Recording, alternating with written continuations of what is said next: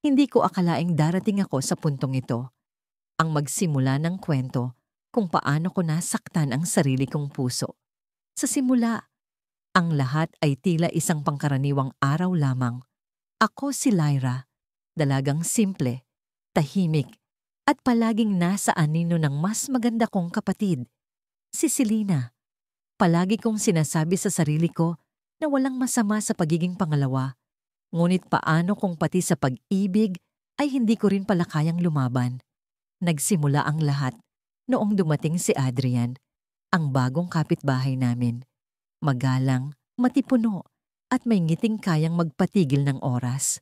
Nang unang beses niyang tumawid sa harapan ng bakuran namin, nakaramdam ako ng kakaiba. Hindi ko alam kung bakit, pero ang bawat kilos niya ay tila may sinasabi sa akin na, "Tingnan mo ako, kilalanin mo ako." Hindi ko alam kung paano nangyari, pero sa unang pagkakataon, naisip kong baka sakaling may pag-asa akong mapansin. Isang hapon, habang abala ako sa pagdidilig ng mga halaman sa likod ng bahay, narinig ko ang tawanan ni Selena at Adrian mula sa harapan. Hindi ko na kailangang sumilip para malaman kung gaano kasaya ang usapan nila. Sa tuwing magtatawanan sila, para bang may pumipiga sa puso ko. Hindi ko pa man siya nakikilala ng lubos, pero nararamdaman ko na ang takot. Takot na baka hindi ako kailanman makita ni Adrian sa paraang gusto ko. Subalit, hindi ako sumuko. May mga pagkakataon na nagkakaroon kami ng saglit na pag-uusap, mga simpleng tanong tungkol sa araw ko o kung paano ang lagay ng panahon. Sa bawat sagot ko, nararamdaman kong tinatanggap niya ako bilang tao. Hindi nga lang siguro bilang babae. Pero kahit papaano, sa mga sandaling iyon, pinipilit kong maniwala na may posibilidad na baka sakaling isang araw magbago ang tingin niya sa akin. Isang araw, nagulat ako nang bigla siyang mag-alok na samahan ako sa palengke. Sinabi niyang may kailangan din siyang bilhin at mukhang magaan ang loob niya sa akin. Sa mga simpleng hakbang papunta roon, hindi ko mapigilan ng kilig. Ang lakad na iyon ang naging simula ng mas madalas naming pagkikita. Natutunan kong hindi lang pala siya gwapo, mabait siya, maalam, at may mga pangarap na tila imposible pero nakaka-inspire. Habang lumilipas ang mga araw, lalong lumalalim ang nararamdaman ko para sa kanya. Hindi ko siya maitulak palayo kahit alam kong walang katiyakan ng lahat. Isa siyang misteryo na gusto kong tuklasin. Kahit pa ang bawat hakbang ay tila papunta sa isang bangin. Alam kong si Selena ang tipo ng babaeng gustong-gusto ng mga lalaki. Maputi, matangkad, maganda ang hubog ng muka at natural ang pagiging kaakit-akit. Samantalang ako ang tahimik na kapatid na palaging nasa tabi lamang. Isang gabi, habang pauwi kami mula sa tindahan, napansin kong tila may nais sabihin si Adrian. Tumigil siya sa harap ng bahay namin at nagtanong, "Lyra, gusto mo bang malaman ng isang bagay na matagal ko nang iniisip?" Halos hindi ako makahinga. Napakaraming bagay ang pumasok sa isip ko. Baka tungkol ito sa nararamdaman niya para sa akin. O baka naman, may lihim siyang itinatago. "Anong iniisip mo?" tanong ko. Pilit na pinipigilang magpakita ng kaba. Sa ilalim ng madilim na langit, nakatingin siya sa akin na para bang may mabigat siyang nais ipahayag. Akala ko iyon na ang sandali na magbabago ang buhay ko, pero nagkamali ako. "Selena," bulong niya, halos hindi ko marinig. "Sa tingin mo, anong klase ng tao siya? Gusto ko kasi siyang makilala ng mas mabuti." Para akong sinampal ng napakalakas. Ang bawat salita niya ay parang mga saksak sa puso ko. Hindi ako makapaniwala. Lahat ng oras na ginugol ko sa kanya, lahat ng lakas ng loob na ibinigay ko para mapalapit sa kanya, lahat ng pag-asang itinago ko sa sarili ko, lahat pala yon ay para sa wala. Hindi ako ang gusto niya. Hindi ako kailanman naging parte ng mga iniisip niya. Ang gusto niya pala ay si Selena. Ngumiti ako, kahit pakiramdam ko ay gumuho ang mundo ko. Maganda siya, mabait. Sigurado akong magugustuhan ka rin niya. Sagot ko, Pilit na hinahanap ang tamang tono. Hindi ko alam kung paano ko nagawa iyon, pero sigurado akong hindi niya napansin ang pagkalas ng boses ko. Sa loob-loob ko, gusto kong sumigaw. Gusto kong itanong, bakit hindi ako? Bakit siya? Hindi ba sapat ang pagiging ako? Pagpasok ko sa bahay, dumiretso ako sa kwarto ko. Hindi ko alam kung paano ko pipigilang umiyak. Sa likod ng pader, naririnig ko ang tawanan nila ni Selena sa sala. Ang bawat halakhak ay parang martilyo sa puso ko. Hindi ko kayang lumabas. Hindi ko kayang makita ang ngiti ni Adrian para sa kapatid ko. Sa kabila ng sakit, hindi ko maitanggi ang nararamdaman ko para sa kanya. Mahal ko siya. Pero paano mo mamahalin ang isang taong hindi kailanman magmamahal sa'yo? Paano mo pipigilan ang puso mong tumibok para sa maling tao? Hindi ko alam kung ano ang gagawin ko. Pero isa lang ang sigurado, hindi na ito matatapos ng madali. Kinabukasan, habang nasa kusina ako, pumasok si Adrian. "Lyra, may favor sana ako." Sabi niya, diretso ang tingin sa akin. Napansin kong may hawak siyang isang maliit na kahon. "Pwede mo ba itong ibigay kay Selena para sa akin? Birthday niya, di ba?" Napatingin ako sa kahon. Maganda ito. May pulang laso, makintab ang balot, at tila napaka-espesyal. Hindi ko alam kung bakit, pero parang may kung anong tumulak sa akin para buksan yon. Sa loob, nakita ko ang isang kwintas na may hugis na puso. Sa likod nito, may nakaukit na maliit na mensahe. Para sa babaeng nagbigay liwanag sa mundo ko. Tumigil ang oras. Hindi ko alam kung paano ko hahawakan ang ganitong sitwasyon. Pero sa sandaling iyon, isang bagay ang pumasok sa isip ko. Kung hindi ko siya kailanman makukuha, bakit hindi ko subukang baguhin ang kwento? Ang araw na yon ay tila sinadya para sa mga bagay na ikasisira ng puso ko. Nagising ako sa tunog ng mga ibong masiyang nag-aawitan sa labas ng bintana. Ngunit parang may mabigat na aninong bumabalot sa paligid. Habang nag-aalmusal kami, napansin kong kakaiba ang kilos ni Marco, ang lalaking mahal ko. Madalas siyang tumingin kay Stella, ang mas maganda kong kapatid, na parang may lihim silang sinasabi sa isa't isa sa pamamagitan ng kanilang mga mata. Hindi ko alam kung bakit, pero ang tingin ni Marco sa akin ay tila nag-iba. Hindi na ito kasing lambing tulad ng dati. Sa halip, may halong pagkailang na parang may kasalanan siyang itinatago. Lalo akong kinabahan nang biglang magtanong si Stella, "Marco, gusto mo bang sumama mamaya? May pupuntahan ako?" Tumigil ang mundo ko sa saglit na yon. Hindi ko alam kung bakit, pero ang tanong na yon ay parang isang punyal na tumarak sa puso ko. Ang tono ni Stella ay hindi basta imbitasyon. May kakaibang lambing sa boses niya na hindi ko pa naririnig noon. Tumawa si Marco, ngunit hindi niya ako tiningnan nang sagutin niya. "Oo, sige. Sabihin mo kung anong oras." Hindi ko alam kung paano ko napigilan ang sarili kong magsalita. Gusto kong tanungin sila kung bakit kailangan nilang magkasama, pero ang takot na baka ako lang ang nag-iisip ng masama ang pumigil sa akin. Nagkunwari akong hindi naapektuhan at nagpatuloy sa pagkain. Ngunit sa loob ko, nagliliyab ang galit at sakit. Pagkatapos ng almusal, nagkulong ako sa kwarto. Hindi ko mapigilan ang sarili kong mag-isip ng mag-isip. Paano kung tama ang hinala ko? Paano kung ang lalaking mahal ko ay hindi pala sa akin, kundi kay Stella? Hindi ko na alam kung paano ko haharapin ang katotohanan yon. Makalipas ang ilang oras, narinig kong bumukas ang pintuan sa ibaba. Bumaba ako ng tahimik para tingnan kung sino ang dumating. Nakita ko si Marco at Stella na magkasama. Nakangiti si Marco at si Stella naman ay masaya habang may hawak na bouquet ng bulaklak. Hindi ko alam kung bakit, pero ang tingin niya kay Marco ay parang may ibig sabihin. Pinilit kong ngumiti at batiin sila. "Galing kayo sa labas?" Tanong ko. Pilit na pinapanatiling normal ang tono ng boses ko. Sumagot si Stella, "Oo, bumili kami ng bulaklak para kay Mama. Tingin mo, magugustuhan niya." Hindi ko alam kung ano ang mas masakit. Ang makita silang magkasama o ang malaman na may dahilan silang magkasama. nang hindi ako kasali. Tumango ako at pilit na ngumiti. Hindi ko kayang magtanong pa. Ang bawat salita ay parang tinik sa lalamunan ko.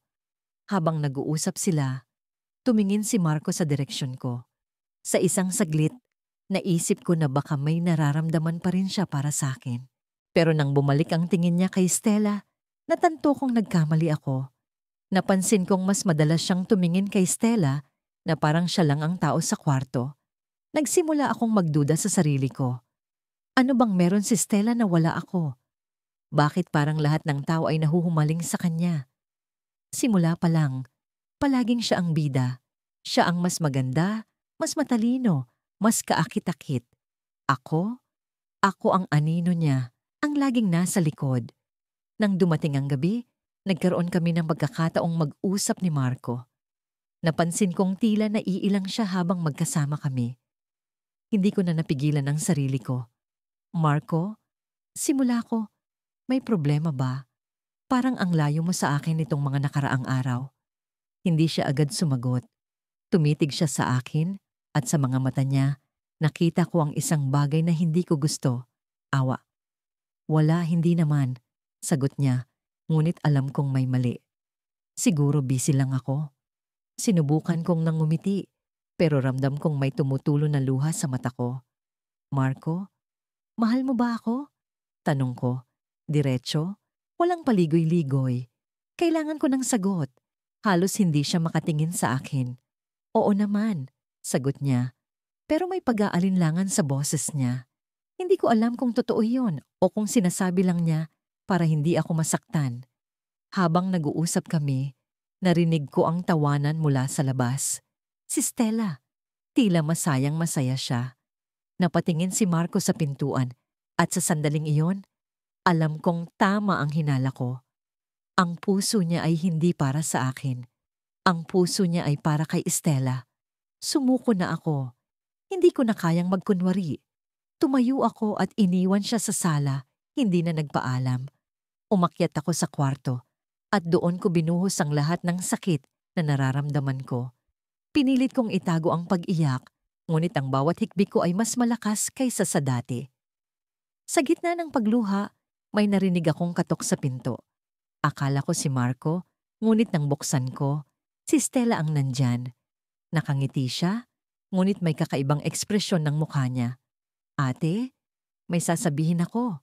Simula niya, at ramdam ko ang bigat sa boses niya. Si Marco.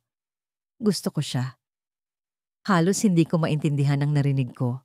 Para akong binagsakan ng langit at lupa. Hindi ko na nagawang magsalita. Hindi ko alam kung ano ang mas masakit, ang malaman na mahal ni Stella si Marco o ang matanto na siya ang dahilan kung bakit unti-unting nawawala si Marco sa akin. Sa likod ng pagkabigla ko, may narinig akong tawag mula sa ibaba. Stella, halika na! Si Marco. Tinawag niya si Stella, ngunit hindi niya ako hinanap. Sila ang magkasama, hindi ako. Habang bumaba si Stella, iniwan niya akong nakatayo sa pintuan. Sa loob ko, alam kong tapos na ang lahat. Ngunit may isang tanong ang bumabagabag sa isip ko. Paano kung hindi lang si Marco ang may lihim? Sa unang pagkakataon, naramdaman kong parang ginawa akong estatwa. Walang saysay, walang silbi. Isang bagay na basta na lang tinitingnan, ngunit hindi pinapansin. Nakatayo ako sa gilid ng hapagkainan. Hawak ang tray ng mga baso, habang ang buong pamilya namin ay nagtipon sa sala para sa isang hapunan. Naroon si Adrian, ang lalaking akala ko'y magiging akin. Pero hindi ako ang dahilan ng ngiti niya. Hindi ako ang dahilan ng liwanag sa mga mata niya ngayong gabi. Nakaupo siya sa tabi ni Mia, ang kapatid kong maganda, perpekto, at tila hindi kailanman kailangang magsikap para makuha ang gusto niya. Nakapustura si Mia sa kanyang pulang bestida. Ang bawat galaw niya'y parang sinadya para maging isang eksena sa pelikula. Siya ang bida. Ako ang extra, ang tagapuno ng espasyo. Ano nga ulit ang proyekto niyo sa opisina? Tanong ni Mia kay Adrian. Ang boses niya ay puno ng interes. Parang walang ibang mahalaga sa mundo, kundi ang sagot niya. Yung bagong disenyo para sa resort sa Palawan. Sagot ni Adrian, ang mga mata niya'y palaging nakatuon kay Mia, na para bang ang bawat salita'y may halaga kung si Mia ang nagtatanong. Ang tono niya'y mas malambing, mas magaan kaysa sa tuwing kausap niya ako. Ang hapunan ay tila isang torture. Sa bawat segundong lumilipas, lalo kong nararamdaman ang bigat ng katotohanan. Hindi ako ang hinahanap ni Adrian. Hindi ako ang nakikita niya. Ang bawat tawa, ang bawat kwento ay patungo kay Mia. Kung minsan, magtatama ang mga mata namin ni Adrian, isang saglit lang. Pero agad ding babalik ang tingin niya kay Mia, na parang ako'y isang anino lamang sa likod ng liwanag ng kapatid ko. Pero ang mas masakit, ang tingin ni Mia sa kanya. Hindi ko alam kung sinasadya niya, pero may isang bagay sa paraan ng kanyang pagtitig kay Adrian. Parang siya na rin ang nagpasya. Parang alam niyang siya ang pipiliin ni Adrian, kahit hindi namin pinag-uusapan ang damdamin ko. Hindi kailanman binanggit ni Mia ang nararamdaman ko para kay Adrian. Siguro, hindi niya rin alam. O baka alam niya, pero hindi niya lang iniintindi. Pagkatapos ng hapunan, tumayo ako at nagpaalam. Nagkunwari akong may kailangan pang gawin sa kwarto. Sa totoo lang, kailangan ko lang ng hangin, ng espasyong hindi sila naroon. Hindi ko kayang makita ang dalawa, lalo na't magkasama sila sa parehong lugar. Nasa kwarto na ako nang narinig kong bumukas ang pinto. Akala ko'y si Mia, pero si Adrian ang sumilip. Agad akong bumangon, iniayos ang buhok ko, pilit na nagpakalma. Tumayo siya sa pintuan, hawak ang isang tasa ng kape. "Pwede ba kitang makausap?" Tanong niya. Ang boses niya'y seryoso. Tumango ako, kahit ang puso ko'y tila nagtatakbuhan sa kaba. Siguro, ito na. Siguro magpapaliwanag siya. Siguro, may pag-asa pa. Pumasok siya at iniabot sa akin ng kape. Tumayo siya sa gilid ng kama habang ako'y nakaupo, hawak ang tasa. Hindi siya nagsalita agad, na tila nag-aalinlangan. Ang bawat segundo'y parang nagdadagdag ng tensyon sa hangin. Alam mo, matagal na kitang kilala. Simula niya, ang boses niya'y mabagal, maingat. At gusto kong magpasalamat. Ang bait mo, ang maasikaso mo. Hindi lahat ng tao ganon. Pinilit kong ngumiti, kahit ang mga salitang yun ay tila hindi sapat. Ang damdamin ko ay higit pa sa pasasalamat. Naghihintay ako ng mas malalim na mga salita, ng pag-amin, ng kahit ano na magpapakita ng nararamdaman niya para sa akin. Pero ang sumunod na sinabi niya ay parang kidlat na tumama sa akin. Pero, gusto ko sanang itanong kung okay lang ba sa'yo kung ligawan ko si Mia. Napatigil ang mundo. Ang tasa ng kape sa mga kamay ko'y biglang naging mabigat. Ang bawat salita niya'y parang kutsilyong tumarak sa dibdib ko. Hindi ko alam kung paano ako tumingin sa kanya, pero naramdaman ko ang pag-iinit ng mga mata ko, ang panunuyo ng lalamunan ko. Si Mia? Tanong ko. Kahit malinaw na malinaw ang sinabi niya, tumango siya, tila hindi napapansin ang sakit na nararamdaman ko. Oo, alam mo, parang siya yung tipo ng babaeng, alam mo na, yung gusto kong makasama. Parang biglang nagbago ang hangin sa kwarto. Ang dating init na dala ng presensya niya'y naging lamig. Isang lamig na parang pumupuno sa bawat sulok. Tumango ako, pilit na ngumiti. Kahit gusto kong sumigaw, umiyak, magtanong kung bakit hindi ako ang nakita niya. Hindi mo ba siya tatanungin? Tanong ko. Pilit na pinapanatili ang boses na matatag. Ngumiti siya. Hindi pa. Gusto ko lang siguraduhin na okay sa'yo. Ayokong may masaktan. Ayoko siyang masaktan? Paano niya nasabing hindi niya ako nasaktan? Pero hindi ko na siya sinagot. Tumango lang ako. Pilit na pinipigilan ng luha. Umalis siya, iniwan akong mag-isa sa kwarto. Ang tasa ng kape sa mga kamay ko'y unti-unting lumamig, tulad ng damdamin ko. Nang sumilip ako sa bintana, mula sa itaas ng hagdan, nakita ko siya, nakatayo sa sala, nag-aabang kay Mia na bumaba mula sa kwarto nito. Sa sandaling iyon, parang nagdilim ang lahat ng ilaw sa paligid ko. Ang kwento namin ni Adrian ay tapos na, kahit hindi pa man ito nagsimula. Pero ang mas masakit, nagsisimula na ang kwento nila ni Mia. At doon ko napagtanto, hindi lang ako talo. Hindi lang ako natalo sa laban. Ako pala'y hindi kailanman isinama sa laro. Pag-uwi ko sa bahay, tahimik ang paligid. Parang mas mabigat ang hangin kaysa sa normal. Pakiramdam ko'y parang binabalot ako ng dilim kahit tanghaling tapat. Ang mga hakbang ko papunta sa salay mabagal. Parang bawat galaw ko ay may bigat na hindi ko maipaliwanag. Sa sulok ng aking isip, umaasa akong wala siya rito. Si Adrian. Hindi ko na alam kung paano ako makakatingin sa kanya matapos ang natuklasan ko. Pero naroon siya, nakaupo sa sofa, katabi ni Ate Bianca, ang kapatid kong laging perpekto sa paningin ng lahat. Nagtatawanan sila, at tila ang saya-saya nila. Ang tunog ng kanilang halakhak ay parang mga bubog na gumuguhit sa puso ko. Hindi ko alam kung paano ko naisusulong ang mga paa ko papunta sa kwarto ko, pero ginawa ko. Ayoko silang makita. Ayoko silang marinig. Uy, nandito ka pala. Bati ni Adrian. Sabay lingon sa akin. Napansin ko ang ningning sa kanyang mga mata. Hindi ko na kailangang magtanong kung para kanino ang ningning na yon. Hindi para sa akin. Hindi kailanman para sa akin. Ngumiti ako, pilit, habang pinipilit kong huwag tumingin ng matagal sa kanila. Oo, kararating ko lang. Sagot ko. Halos bulong. Tumayo si Bianca, buhat ang tasa ng kape at dumiretso sa kusina. Naiwan kaming dalawa ni Adrian sa sala. Gusto ko siyang tanungin kung bakit siya narito, kung bakit hindi siya nagpaalam na pupunta siya sa bahay. Pero alam ko ang sagot. Alam ko na. Hindi ako ang dahilan kung bakit narito siya. Kamusta ang araw mo? Tanong niya. Casual. Na parang wala siyang ideya sa gulo sa isip ko. Gusto kong sumigaw. Gusto kong sabihin sa kanya na hindi ko na kaya ang ganito. Pero ang lumabas sa bibig ko'y isang malamig na okay lang. Napansin ko ang paraan ng pagtitig niya sa akin. Hindi tulad ng pagtitig niya kay Bianca. Sa akin, may respeto, may kaibigan. Kay Bianca, may pagnanasa, may paghanga. Alam kong hindi patas ang nararamdaman ko. Pero paano ko pipigilan ang sarili ko? Mahal ko siya.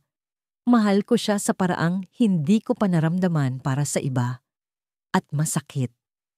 Masakit kasi alam kong hindi niya ako kayang mahalin ng ganito. Habang nagpapalitan kami ng ilang maiikling salita, pumalik si Bianca dala ang bagong tasa ng kape. Umupo siya sa tabi ni Adrian at doon ko napansin ang isang bagay na hindi ko nakita noon. Ang distansya ng kanilang mga katawan, sobrang lapit. Ang mga mata ni Bianca, kumikislap sa tuwing makikipag-usap kay Adrian. At ang kamay ni Adrian, nakapatong sa gilid ng sofa, halos nakadikit sa balikat ni ate. May sasabihin ako sa inyo. Biglang sambit ni Adrian, bahagyang tumayo para makuha ang atensyon namin pareho. Tumigil ang mundo ko saglit. Parang may dumadagundong na tunog sa loob ng aking dibdib. Alam kong matagal na tayong magkakaibigan, pero gusto kong maging totoo sa nararamdaman ko. Huminga siya ng malalim at tumingin kay Bianca. Hindi sa akin. Hindi kailanman sa akin. Bianca, patuloy niya. Matagal na kitang gusto. Halos maglaho ang hangin sa paligid ko. Hindi ko alam kung paano ko napigilan ang sarili kong tumakbo palabas ng bahay. Ang mga salita niya ay parang mga palaso na tumama. Mulit-muli, sa puso kong nanghihina. Hindi ko na narinig ang sagot ni Bianca. Hindi ko na rin naramdaman ang mga luha ko noong tumayo ako at dumiretso sa kwarto. Ang alam ko lang, ang sakit. Ang sakit na parang hindi ko na kayang dalhin. Isinara ko ang pinto ng kwarto ko at sa wakas, hinayaan kong bumagsak ang luha ko. Pinipilit kong pigilin ang hikbi. Pero hindi ko na kaya. Ang dami kong tanong, bakit si Bianca? Bakit hindi ako? Ano bang meron siya na wala ako? Pero alam ko ang sagot. Ang sagot ay nasa salamin. Sa bawat araw na pinagmamasdan ko ang sarili ko. Hindi ako si Bianca. Hindi ako ang babaeng perpekto sa mata ng lahat. Hindi ako ang babaeng kayang mahalin ni Adrian. Habang nakaupo ako sa gilid ng kama, narinig ko ang pagbukas ng pinto sa labas ng kwarto. Umakyat si Bianca at narinig ko ang katok sa pinto ko. Hindi ko siya sinagot, pero binuksan niya ang pinto kahit hindi ko siya pinapasok. Kita ko ang ekspresyon sa mukha niya. May saya, pero may halong kaba. "Pwede ba tayong mag-usap?" tanong niya. Hindi ko alam kung dapat ko siyang hayaan, pero wala na akong lakas para lumaban. Tumango lang ako. Umupo siya sa tabi ko at hinawakan ang kamay ko. "Alam mo, hindi ko sinagot si Adrian," sabi niya. Hindi ko alam kung dapat ba akong matuwa. Hindi ko rin alam kung totoo ang sinasabi niya. "Bakit?" tanong ko. Halos pabulong. Hindi ko siya tinitingnan. Hindi ko siya gusto, sagot niya. Sa wakas, tumingin ako sa kanya. Pero ang susunod niyang sinabi ang gumising sa lahat ng takot ko. "Alam mo kung sino ang gusto niya, di ba?" tanong ni Bianca. Ang tinig niya'y parang may balot na misteryo. Napatingin ako sa kanya, naguguluhan. Hindi ako ang gusto niya. Ikaw ang gusto niya, pero hindi niya kayang sabihin. Ang gabi tahimik, ngunit ang puso ko'y nagngangalit. Hindi ko alam kung paano ko kakayanin ang nalaman ko kanina. Nakaupo ako sa gilid ng kama, nakatitig sa dingding na tila walang laman. Pero sa isip ko'y naglalaro ang imahe nila. Si Lucas at si Andrea. Ang lalaking mahal ko at ang kapatid kong hindi ko kailanman matatalo. Kanina, habang nag-aayos ako ng mesa para sa hapunan, narinig ko ang tawanan nila mula sa sala. Hindi ko sinadyang sumilip, pero hindi ko rin napigilan ang sarili ko. Nakita ko si Lucas, nakaupo sa sofa, habang si Andrea naman ay nakatayo sa tabi niya, nakatungo, hawak ang kanyang braso. Ang mga mata ni Lucas ay punong-puno ng tuwa habang nakatingin kay Andrea at ang ngiti niya, ang ngiti na minsan kong inakalay para sa akin, ay wala palang ibang destinasyon kundi ang kapatid ko. "Ate, okay ka lang ba?" tanong ni Andrea nang mapansin niyang nakatayo ako sa may pintuan, tila nawala sa sarili. Agad kong itinatwa ang nararamdaman ko, ngumiti at sinabing, "Oo, maghahain na ako." Pero sa loob-loob ko parang may kung anong bumagsak sa dibdib ko. Parang ang buong mundo ko'y umikot sa isang malupit na katotohanan. Hindi ako ang gusto ni Lucas. Hindi ako kailanman naging parte ng kanyang mga pangarap. Paano ako naging ganito kahangal? Paano ko hinayaang magpakatanga ng ganito? Pagkatapos ng hapunan, umakyat ako sa kwarto ko at iniwan sila sa sala. Ang tawanan nila'y patuloy na dumadagundong sa tenga ko. Hindi ko maintindihan kung bakit ang sakit-sakit. Kahit wala naman akong karapatang masaktan. Wala akong ipinangako kay Lucas. Wala siyang sinabi sa akin, pero ipinakita niya. Sa mga tingin, sa mga ngiti. Akala ko'y ako ang pinili niya. Akala ko'y ako ang mahal niya. Doon ko napagtanto na simulat sa pool, mali ang interpretasyon ko sa lahat ng bagay. Ang mga pagkakataong tinutulungan niya akong magdala ng mga gamit, ang mga sandaling pinupuri niya ang mga niluluto ko, ang mga mensahe niyang tila puno ng malasakit. Lahat pala'y simpleng kabutihan lang. Hindi iyon pag-ibig. Hindi iyon para sa akin. At kung may pagmamahal man siya, iyon ay para kay Andrea. Nang hindi ko na kaya, bumangon ako mula sa kama at naglakad papunta sa bintana. Binuksan ko ito, hinayaan ng malamig na hangin na haplusin ang umiiyak kong mukha. Sa labas, tahimik ang kalye. Ang mga ilaw ng poste ay tila nagkukuwento ng mga bagay na hindi ko maunawaan. Gusto kong sumigaw, gusto kong itanong sa mundo kung bakit kailangang mangyari ito sa akin. Pero ano ang silbi? Sino ang makikinig? Hindi ko na napigilan ng sarili ko. Bumaba ako ng tahimik at dumiretso sa kusina. Kumuha ako ng baso ng tubig, pero narinig ko ang boses nila mula sa sala. Hindi ko alam kung bakit ako huminto at nakinig. Siguro'y may bahagi ng puso ko na gustong masaktan pa. Gustong makumpirma ang mga hinala ko. At alam mo ba, Lucas? Narinig kong sabi ni Andrea, hindi ko talaga inakala na magugustuhan mo ako. Ang daming babae sa paligid mo, pero tumawa siya. Isang tawa na tila musika sa tenga ni Lucas. Ikaw pa talaga ang unang umamin sa akin. Hindi sumagot si Lucas agad, pero narinig ko ang bigat ng kanyang buntong hininga. Andrea, sabi niya, hindi ko alam kung paano ko sasabihin, pero ikaw ang dahilan kung bakit ako tumatagal sa araw-araw. Hindi mo lang alam kung gaano mo ako pinapasaya. Ang baso sa kamay ko'y muntik ng mabitiwan. Ang dibdib ko'y parang sinasakal. Ang hangin ay tila hindi sapat para sa paghinga ko. Hindi ko alam kung papaano ko napigilan ang sarili kong umiyak ng malakas. Pero ang mga mata ko'y punong-puno na ng luha at ang bawat salitang naririnig ko'y parang mga patalim na sinasaksak sa puso ko ng paulit-ulit. Gusto kong magalit kay Andrea, pero paano? Hindi niya alam ang nararamdaman ko. Hindi niya alam ang mga gabi kong ginugugol na iniisip si Lucas. Hindi niya alam kung paanong sa bawat ngiti niya, umaasa akong may kahulugan iyon. Wala siyang kasalanan. Hindi niya sinadyang maging mas maganda, mas kaakit-akit, mas perpekto kaysa sa akin. Ako ang may kasalanan. Ako ang nagmahal sa isang lalaking hindi kailanman magiging akin. Lucas. Narinig ko ang malumanay na sagot ni Andrea. Salamat. Pero alam mo, hindi ko alam kung handa na ako. Alam mo namang bata pa tayo, di ba? Ayoko munang magmadali. Tumahimik si Lucas. Sa sandaling yon, umasa akong magbabago ang lahat. Umasa akong sasabihin niya na ako ang mahal niya, na ako ang pinili niya. Pero hindi iyon nangyari. Naiintindihan ko, Andrea. Hihintayin kita. Kahit gaano pa katagal, hihintayin kita. Ang mga salitang yon, ang tuluyang nagpatibag sa akin. Mabilis kong ibinaba ang baso sa lababo at tumakbo pabalik sa kwarto ko. Hindi ko na kayang manatili sa lugar kung saan naroon silang dalawa. Pagdating ko sa kwarto, isinara ko ang pinto ng malakas, humiga sa kama, at tinakpan ang mukha ko ng unan. Doon ko tuluyang ibinuhos ang lahat ng hinanakit ko.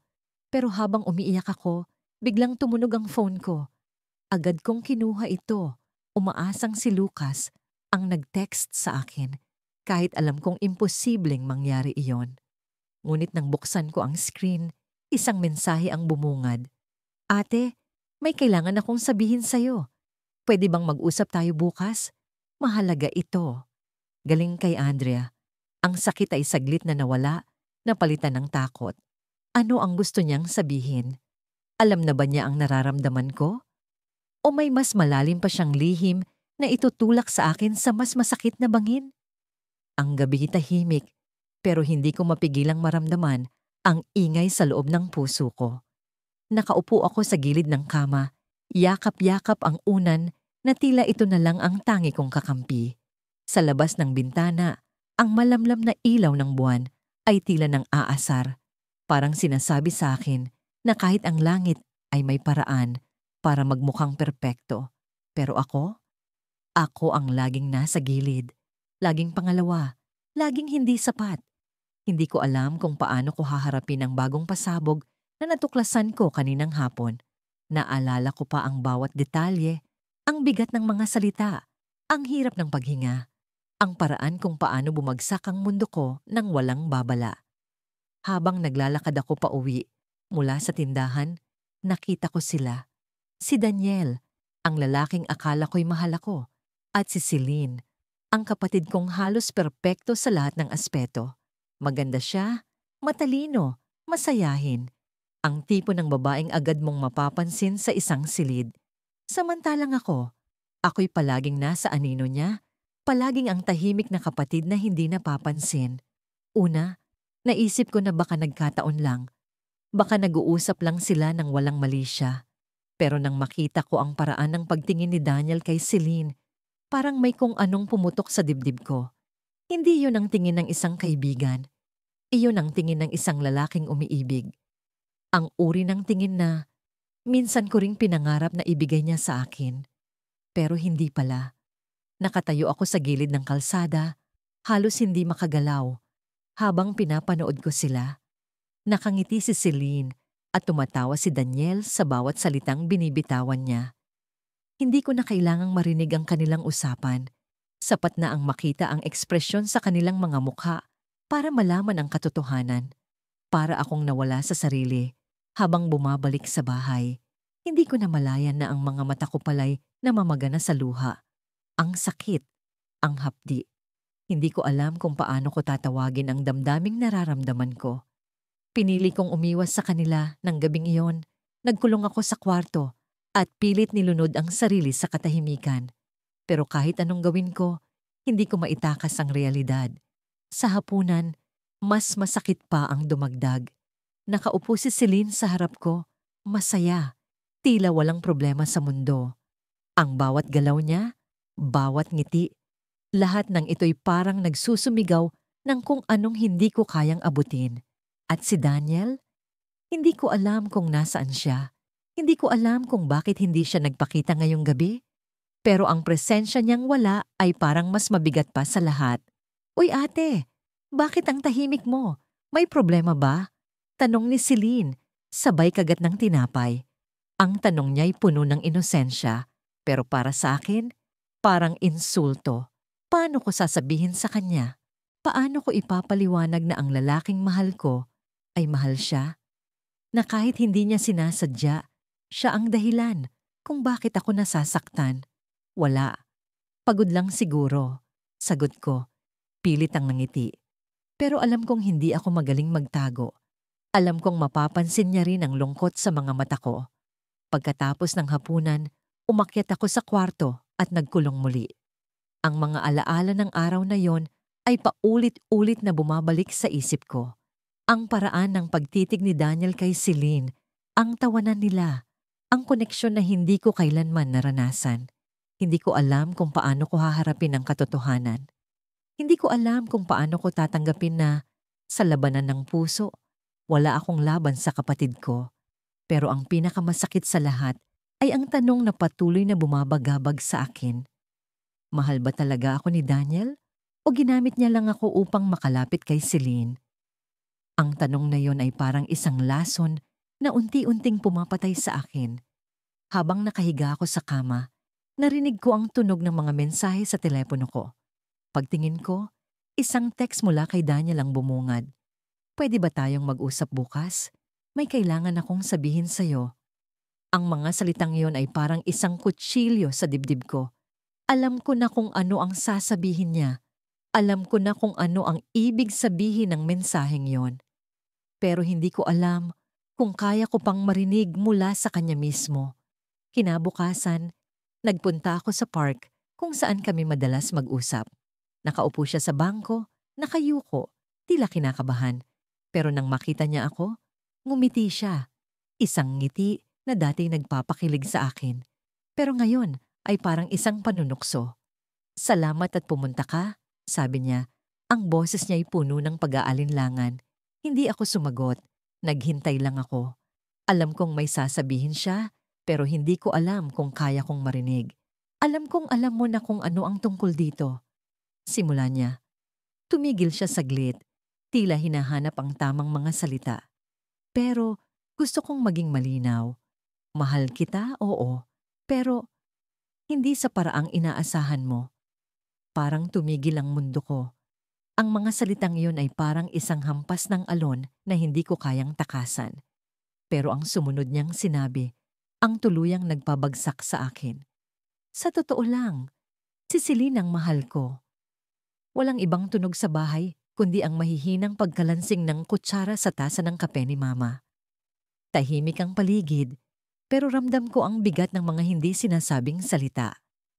Nasa sala ako, nakaupo sa paborito kong sulok, habang pilit kong nilulunod ang sarili sa pagbabasa ng isang lumang nobela na hindi ko na maintindihan ang kwento. Ang isip ko, hindi makawala sa mga nangyari kagabi. Si Adrian. Ang pangalan niya ay paulit-ulit na bumabanggit sa utak ko, parang sirang plaka na hindi ko maalis. Kahapon, sa kauna-unahang pagkakataon, nagkaroon kami ng pagkakataong mag-usap ng masinsinan. Naalala ko pa kung paano niya ako nilapitan sa hardin habang nakaupo ako sa batong bench, iniwasan ng halik ng araw sa ilalim ng lilim ng puno. Pwede ba tayong mag-usap? Tanong niya. Pero hindi ko alam kung bakit bigla akong kinabahan. May kung anong bigat sa tono ng boses niya at ang mga mata niya parang may gustong sabihin na hindi niya mahanap ang tamang salita. Oo naman, sagot ko. Pilit na pinapalakas ang loob ko. Baka ito na ang pagkakataon. Baka ito na ang sandali na aminado siya sa nararamdaman niya. Baka ito na ang sagot sa lahat ng mga tanong kong hindi ko masabi. Alam mo, matagal na kitang nakikita. Panimula niya habang iniwas ang tingin. At gusto kong malaman mo na mahalaga ka sa akin. Parang tumigil ang mundo. Ang tibok ng puso ko, bigla kong naramdaman sa bawat sulok ng katawan ko. Ang mga salitang yon, ang mga simpleng salitang yon, naging musika sa pandinig ko. Pero bago ako makapagsalita, bago ko masabi ang nararamdaman ko, itinuloy niya ang sinasabi niya. Pero may problema ako, dugtong niya, at doon ko naramdaman ang malamig na dampi ng hangin sa balat ko. Hindi ko alam kung paano ko sasabihin ito sa'yo pero mas mahalaga sa akin ang kapatid mo. Biglang bumagsak ang lahat. Parang nagkaroon ng lindol na ako lang ang nakaramdam. Ang tingin ko sa kanya, biglang napuno ng tanong, ng sakit, ng pagdududa. Paano? Kailan? Bakit? Pero hindi ko na masabi. Ang bibig ko, parang naipit sa pagitan ng mga hikbi na ayaw kong ipakita. Pasensya ka na kung nasaktan kita, sabi niya. Pero ang boses niya, nagmumukhang malayo kahit naririnig ko ito ng malinaw. Hindi ko sinasadya, hindi ko ginusto, pero nandito na tayo. Ang mga salitang yon, parang mga lason na unti-unting kumalat sa sistema ko. Tumayo ako, hindi alam kung saan pupunta, hindi alam kung ano ang gagawin. Umiwas ako sa tingin niya at naglakad palayo, hindi sigurado kung umiiyak ba ako o hindi. Ang mga hakbang ko, mabigat. Parang dala ko ang buong mundo sa balikat ko. Ngayon, habang nakaupo ako sa sala, pilit na iniisip na isang panaginip lang ang lahat. Narinig ko ang tawanan ni Mia mula sa kusina. Si Mia, ang kapatid ko, ang babaeng maganda, matalino, perpekto sa lahat ng aspeto. Siya ang dahilan kung bakit laging kinakalimutan ng mga tao na nariyan ako. Siya ang dahilan kung bakit si Adrian, ang lalaking mahal ko, ay hindi ako kayang mahalin. Ang saya mo sabi ni Mama kay Mia habang naglalagay ng tinapay sa plato. Masaya ka bang kasama si Adrian kagabi? Bigla akong napatingin sa kanila pero hindi ko alam kung bakit. Parang may kung anong puwersa ang nag-udyok sa akin na makinig kahit alam kong mas masasaktan lang ako. Siya ba? Sagot ni Mia na may bahagyang ngiti. Oo, masaya siyang kasama. Pero ma, hindi ko alam kung gusto ko siya ng ganoon. Parang may kung anong pumutok sa loob ko. Hindi niya alam? Paano niya masasabi iyon? Samantalang si Adrian, buong puso niyang ipinagtapat sa akin na mahal niya si Mia. At si Mia, ang kapatid kong ito, parang walang pakialam. Parang hindi niya nakikita kung gaano kabigat ang nararamdaman ni Adrian para sa kanya. Tumayo ako, hindi na kayang tiisin ang naririnig. Naglakad ako palabas, pero bago pa ako makalayo, narinig ko ang tawag ni Mama. Saan ka pupunta? Tanong niya, pero hindi ko siya nilingon. Ayaw kong makita ang mukha niya, ang mukha ni Mia, ang mukha ng mundo na tila walang pakialam sa sakit ko.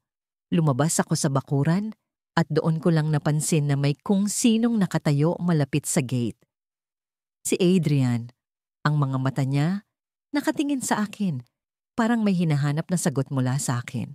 Lumapit siya, pero hindi ko alam kung kaya ko pa siyang harapin. Gusto kong magpaliwanag, sabi niya, pero bago pa niya masabi ang lahat, pinigilan ko siya. Wala na akong kailangang marinig mula sa'yo. Sagot ko, pilit na pinapalakas ang boses ko kahit nanginginig ang loob ko. Alam ko na ang lahat. Ngunit bago ako makalayo, hinawakan niya ang kamay ko. Ang mga mata niya, puno ng emosyon, isang bagay na hindi ko maintindihan. At doon niya sinabi ang isang bagay na lubos na gumulo sa akin. Hindi ko alam kung tama ito, pero may nararamdaman din ako para sa'yo. Tumigil ako. Parang biglang nawala ang hangin sa paligid. Ang mga salitang yon, parang isang matinding suntok sa puso ko. Paano niya kayang sabihin yon? Paano niya kayang guluhin ang mundo ko ng ganito? Anong ibig mong sabihin? Tanong ko. Pero bago siya makasagot, biglang bumukas ang gate. Si Mia.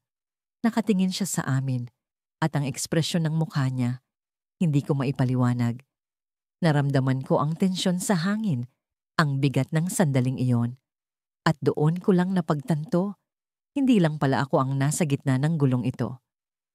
Sa ilalim ng liwanag ng buwan, tahimik akong nakaupo sa may balkonahe ng aming bahay. Naririnig ko ang mahinang tugtog ng gitara ni Daniel mula sa kabilang bakuran. Ang boses niya, malumanay at puno ng damdamin, parang isang awit na tumatagos sa puso. Pero ngayong gabi, hindi ko na magawang ngumiti. Hindi ko na magawang magpanggap. Sa bawat salitang binibigkas niya, naaalala ko ang init ng kanyang mga mata noong una kaming nagkakilala. Noong akala ko, ako ang dahilan ng kanyang mga ngiti. Pero ilang araw na ang nakararaan, nakita ko ang katotohanan, isang katotohanang masakit tanggapin. Ang mga tingin na akala ko'y para sa akin, kay Andrea pala nakatuon. Ang kapatid kong laging mas maganda, mas kaaya-aya, mas lahat. Hindi ko alam kung paano ko natutunang itago ang sakit. Sa harap ni Andrea, pilit kong ipinakita ang normal na ngiti, ang normal na ako. Pero sa loob, parang may tinik na bumabaon sa bawat sandaling magkasama sila. Ang mga tawanan nila, ang mga lihim na tinginan, ang mga pagkakataong tila ako ang pangatlo sa eksena. Ako ang palaging nasa tabi, palaging nakikinig, palaging nagmamasid. Nang gabing yon, hindi ko na kinaya. Tumayo ako mula sa balkonahe, tumungo sa kusina, at tuluyang iniwan ang tunog ng gitara ni Daniel. Sa bawat hakbang, ramdam ko ang bigat sa dibdib ko. Parang may nakasabit na bato sa puso ko na hindi ko kayang alisin. Umupo ako sa may mesa at nagbukas ng isang lumang notebook. Magsusulat ako, sabi ko sa sarili ko. Pero kahit anong pilit, walang lumalabas na salita. Ang damdaming nasa loob ko, masyadong magulo para mailapat sa papel. Narinig ko ang pagkaluskos sa likuran ko. Si Andrea, ang kapatid kong maganda kahit sa simpleng t-shirt at shorts. Ang kapatid kong hindi kailanman nagkulang sa atensyon. "Uy, bakit ang tahimik mo?" tanong niya. Ang tono ng boses niya, magaan, parang wala siyang alam sa bagyo sa puso ko. Tumingin ako sa kanya. Gusto kong magtanong, alam mo ba? Alam mo bang mahal ko siya? Alam mo bang nasasaktan ako tuwing magkasama kayo? Pero sa halip, ngumiti lang ako. Wala. Pagod lang siguro. Sagot ko. Napansin kong may hawak siyang isang maliit na kahon. Eto pala. Sabi niya habang inaabot ang kahon sa akin. Bigay ni Daniel kanina. Sabi niya, para sa iyo raw. Parang tumigil ang mundo ko. Para sa akin, hindi ko alam kung ano ang iisipin. Inabot ko ang kahon ng nanginginig ang mga kamay. Binuksan ko ito at tumambad sa akin ang isang maliit na kwintas, simple pero maganda. May nakaukit na letra sa palawit. Ay, tanong ko, halos pabulong. Ngumiti si Andrea. Oo, para sa akin daw, sabi niya. Pero sabi niya, ikaw ang mag-abot nito sa akin. Ang sweet, di ba? Parang bumagsak ang lahat ng pader na itinayo ko para protektahan ang sarili ko. Ang akala kong sandali ng pag-asa, isang maling akala na naman pala. Tumawa si Andrea, hindi napapansin ang pagninig ng mga labi ko. Salamat ha, ikaw na talaga ang pinakamaasahang kapatid. Hindi ko alam kung paano ko nagawang nangungumiti at tumango. Pero sa loob, parang nagbabaga ang bawat sulok ng puso ko. Pinagpapawisan ang mga palad ko habang pilit kong itinatago ang sakit. Nang lumabas si Andrea, naramdaman kong tumulo ang luha ko. Hindi ko na napigilan. Ang kwintas na inakala kong para sa akin, simbolo ng pag-asa ko, naging paalala ng katotohanan, ang katotohanang hindi ako kailanman magiging sapat. Nagsimula akong magtanong sa sarili ko, ano bang meron si Andrea na wala ako? Bakit siya? Bakit hindi ako? Sa kalagitnaan ng aking pag-iisa, narinig ko ang tunog ng pintuan sa likod. Si Daniel. Tumayo ako, pilit na pinupunasan ang mga luha ko. Uy, sabi niya, ang boses niya malambing, ang mga mata niya tila nag-aalala. Okay ka lang? Gusto ko siyang tanungin. Gusto ko siyang kumprontahin. Pero sa halip, tumango lang ako. Oh, okay lang. Tumitig siya sa akin at sa isang saglit, parang may nakita akong kakaiba sa kanyang mga mata. Parang may gustong sabihin pero hindi niya magawa. Salamat ha, sa pag-abot ng regalo kay Andrea. Sabi niya, alam mo, ikaw ang pinakamahalagang tao para sa akin. Para bang tumigil ang oras. Ang mga salitang yon, ang tono ng kanyang boses, may kakaibang bigat. Pero bago pa man ako makapag-isip, bago pa man ako makapagtanong, narinig ko ang boses ni Andrea mula sa itaas. Daniel, nandyan ka na pala. Agad siyang ngumiti. Agad siyang tumalikod sa akin. Ang kakaibang ekspresyon sa mukha niya nawala. Parang bulang pumutok. Tumakbo siya papunta kay Andrea na parang wala akong halaga. Sa mga sandaling iyon, na-realize ko ang isang bagay. Hindi ako kailanman magiging kaparte ng kwento nilang dalawa. Ako ang tagapwesto, ang tagapuno ng espasyo, ang pangalawa. Pero bago siya tuluyang makaakyat, bigla siyang huminto. Tumingin siya sa akin. Ang mga mata niya puno ng tanong. Alam mo, minsan may mga bagay na hindi mo dapat ipilit, sabi niya. Pero minsan, may mga bagay na dapat mong ipaglaban. Hindi ko alam kung para saan ang mga salitang yon. Hindi ko alam kung para sa akin ba o para sa sarili niya. Pero sa loob ng mga mata niya, may nakita akong lihim. Isang lihim na tila nagtatago sa likod ng mga ngiti niya. At sa sandaling iyon, naramdaman kong may bagay akong hindi pa nalalaman. May bagay na maaaring magbago sa lahat. Hindi ko alam kung bakit ako narito pa rin. Sa gitna ng malamig na gabi, mag-isa akong nakaupo sa hardin habang ang liwanag ng buwan ay tila nanunuya sa akin.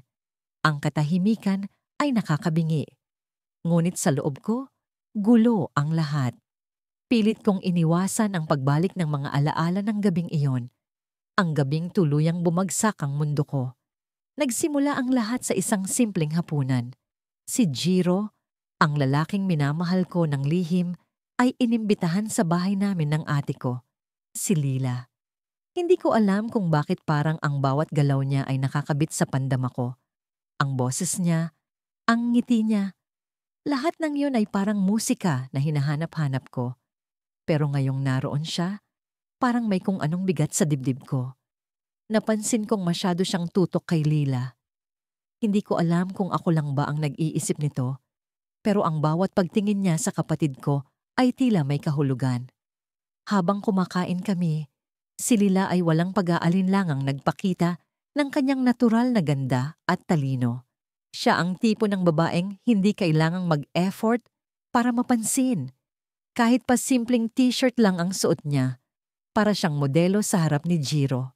At ako, nakatabi sa kanya, parang anino lang, walang saysay, walang halaga.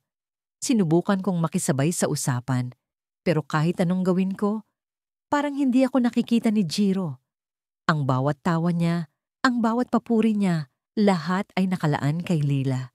Pagkatapos ng hapunan, nagpasya si Lila na ipakita ang bagong painting niya kay Jiro. Isa siyang artist, magaling at madamdamin. Ako? Wala akong talento. Kung meron man, hindi ito sapat para maipagmalaki. Sa totoo lang, lagi kong nararamdaman na hindi ako kasing ganda, kasing talino, o kasing kahanga-hanga ni Lila. Sa harap ni Jiro, lalo itong tumindi. Sinundan ko sila sa studio ni Lila. Doon, ipinakita niya ang isang painting na ginawa niya kamakailan. Kulay asul at puti ang nangingibabaw. Parang alon sa dagat na sumasalamin sa katahimikan pero may bahid ng misteryo. Humanga si Jiro at sa sandaling iyon, nakita ko ang kakaibang kislap sa mga mata niya. Hindi ko yun nakita kailanman kapag kami lang ang magkasama. Napakaganda nito, Lila, sabi niya habang hinahaplos ang gilid ng canvas. Parang ikaw. Napako ako sa kinatatayuan ko. Hindi ko alam kung paano ko pipigilan ang sarili ko sa pag-iyak. Parang sinaksak ang puso ko, pero hindi ko pwedeng ipakita. Hindi ko pwedeng magmukhang mahina sa harap nila. Kaya ngumiti ako. Kahit ang ngiting iyon ay parang basag na salamin. Pilit na pilit. Talaga bang maganda? Tanong ni Laila. Tila nahihiya pero halata ang kasiyahan. Oo, parang ikaw nga. Muling ulit ni Jiro na para bang gusto niyang ipako sa isip ni Lila ang mga salitang yon. Ang bawat pagbigkas niya ay parang martilyong tumitibok sa ulo ko. Sa gabing yon, halos hindi ako makatulog. Pilit kong tinatanong ang sarili ko kung bakit masakit ito. Alam ko naman ang sagot, pero ayoko itong tanggapin. Mahal ko si Jiro, pero hindi niya ako kayang mahalin. Mahal niya ang kapatid ko, at kahit anong gawin ko, hindi ko mababago yon. Kinabukasan, nagising ako na may bagong lakas. Nagpasya akong kalimutan siya. Hindi ko kayang masaktan ng ganito araw-araw. Pero tila hindi ako pinapayagan ng tadhana na makalimot. Nang araw ding iyon, dumating si Jiro sa bahay. May dala siyang bulaklak, mga rosas. Nakita ko siya mula sa bintana, papalapit kay Lila, na noon ay nakaupo sa may balkonahe. Muling bumangon ang sakit, pero tinanggap ko na lang. Wala akong magagawa. Wala akong laban. Lumapit ako sa kanila, pilit na pinapakita na okay lang ako. Ang ganda ng bulaklak, sabi ko, kahit halata sa boses ko ang pagpilit. Para kay Lila, sagot niya. Maikli, pero sapat na para iparamdam na hindi ako bahagi ng kwentong ito. Si Lila, sa kanyang natural na pagiging mabait, ay ngumiti at tinanggap ang bulaklak. Salamat, Jiro. Napaka-sweet mo naman. Tila hindi ko na kaya ang eksenang yon. Nagpaalam ako sa kanila at pumasok sa bahay. Kunwari ay may gagawin.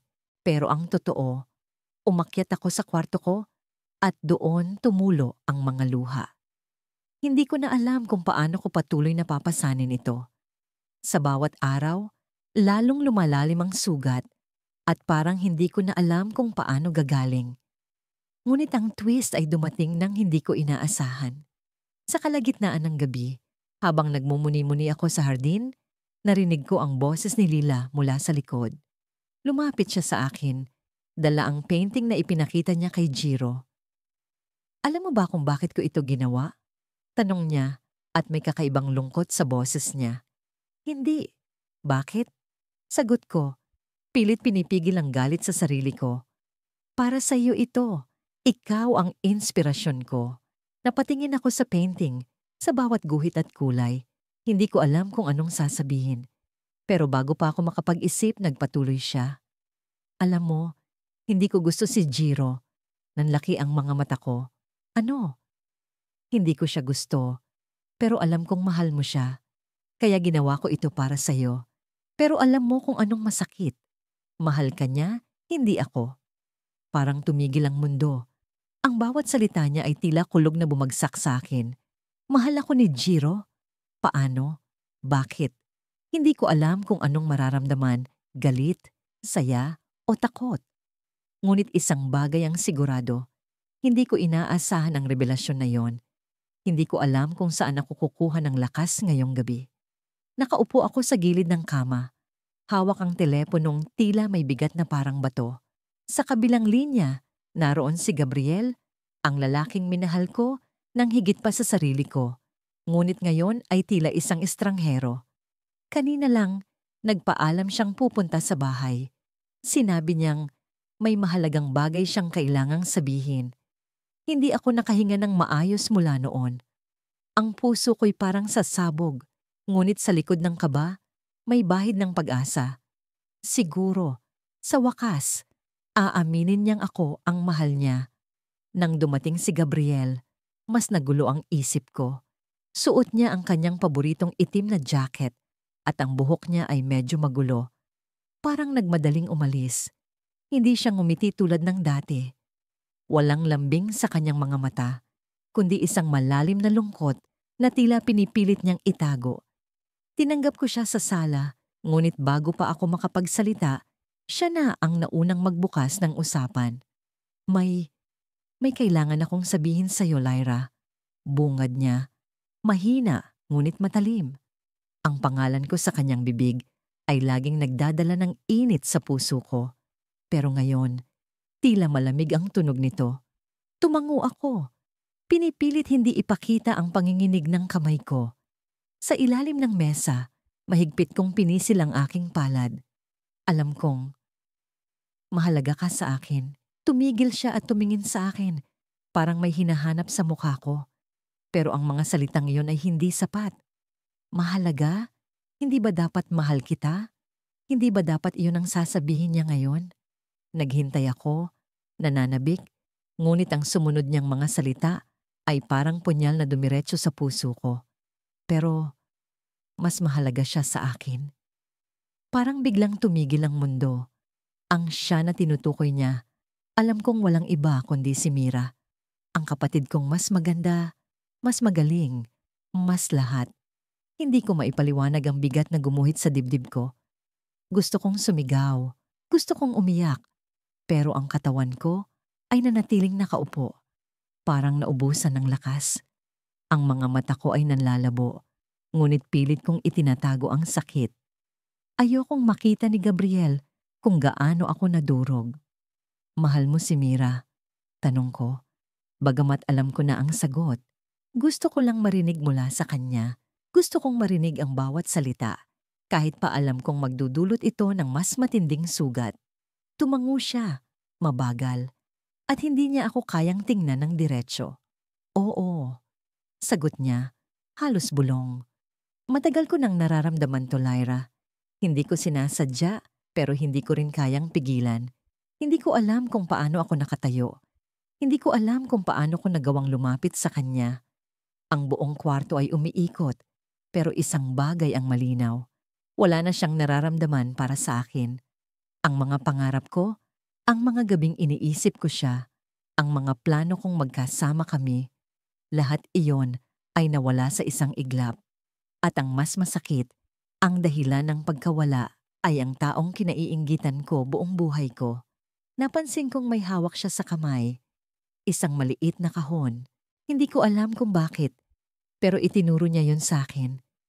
Gusto ko sanang humingi ng tulong sa'yo. Sabi niya, halatang nag-aalangan.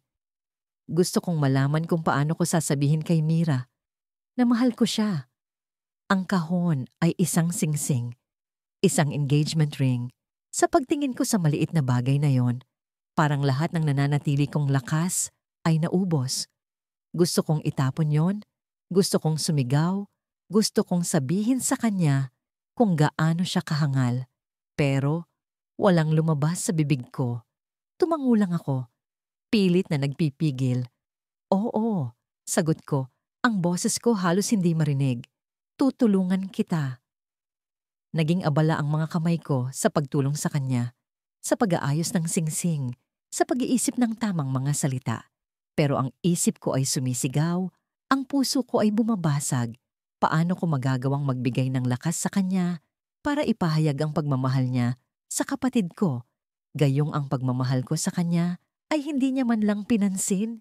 Nang umalis siya, iniwan niya ang kahon sa mesa. Sinabi niyang babalikan niya ito bukas. Pagkatapos niyang maghanda, tumayo siya at bago lumabas ng pinto, tumingin siya sa akin. Salamat, Lyra. Napakahalaga ng tulong mo. Ngumiti siya, ngunit ang ngiting iyon ay hindi para sa akin. Tumalikod siya at umalis. Pagkaalis niya, napasubsob ako sa mesa. Ang mga luha ko ay bumagsak ng walang patid. Ang mga hikbi ko ay umalingaw-ngaw sa buong sala.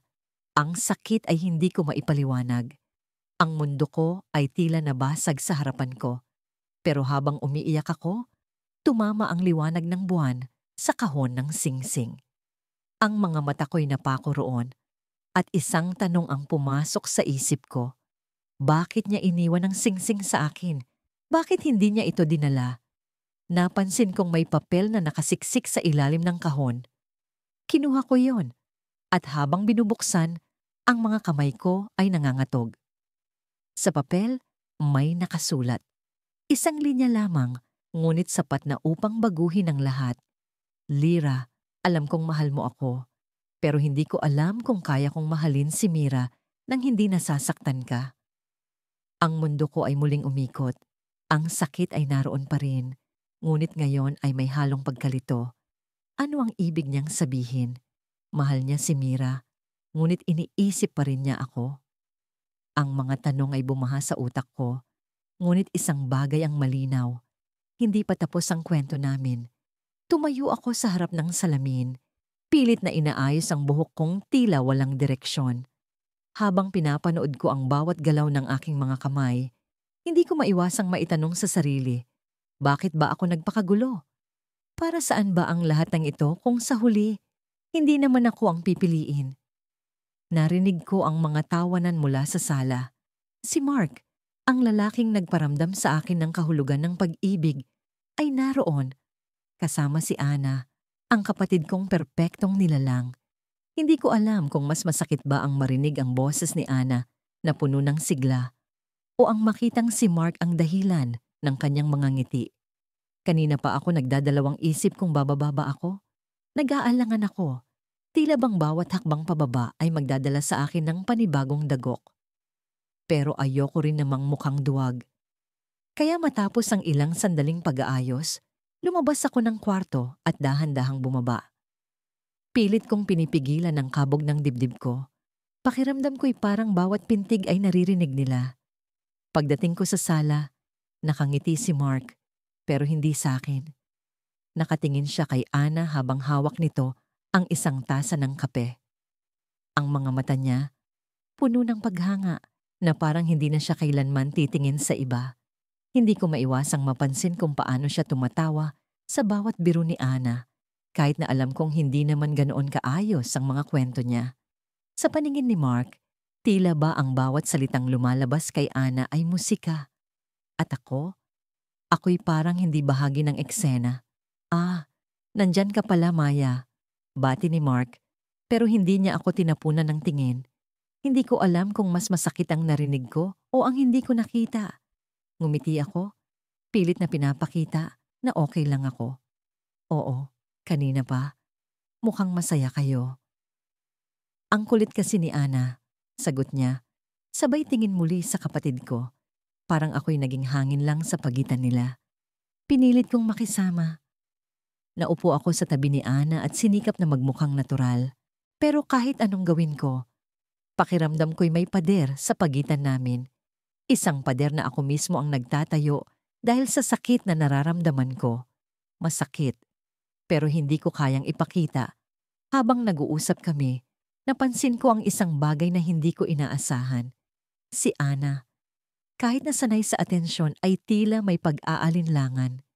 Ang mga mata niya, na karaniwang puno ng kumpiyansa, ay may bahid ng pag-aalala.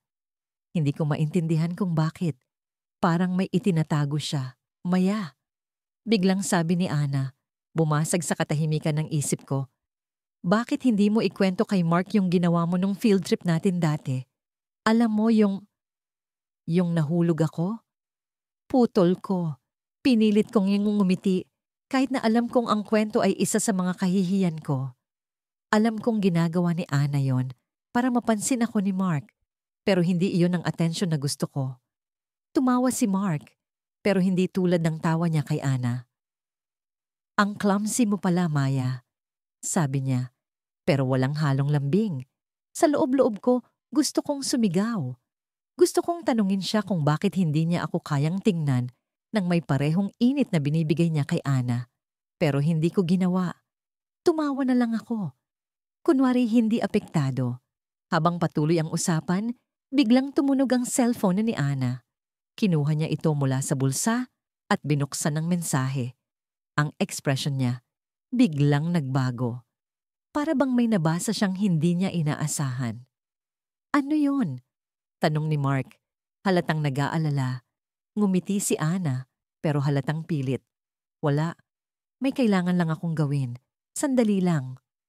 Tumayo siya at naglakad papunta sa kusina. Iniwan kami ni Mark sa sala. At sa unang pagkakataon, kami lang dalawa ang magkasama.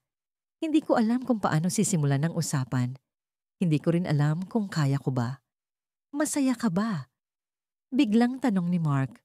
Bumasag sa katahimikan. Nagulat ako. Sa anong aspeto? Tanong ko. Pilit na pinapatawa ang sarili. Sa lahat. Sa buhay.